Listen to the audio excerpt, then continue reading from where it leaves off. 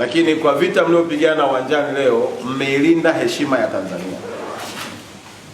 Nipata nafasi ya kuongea na rais wa CAF nikiwa na kaka yangu rais wetu wa TFF, amekiri ya kwamba Tanzania is growing and we have the best team.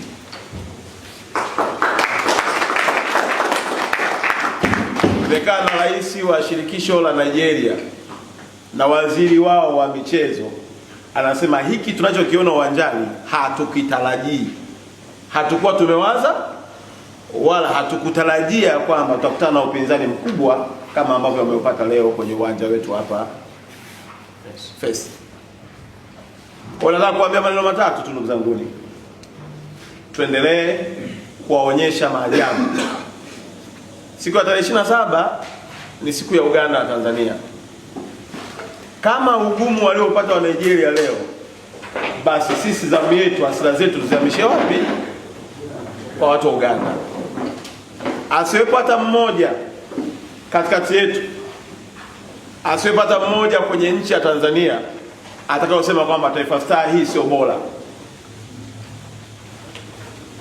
Naomba rudie tena. Asiwepo hata mtu mmoja huko Tanzania wa kutamka kwamba Taifa Star sio nini?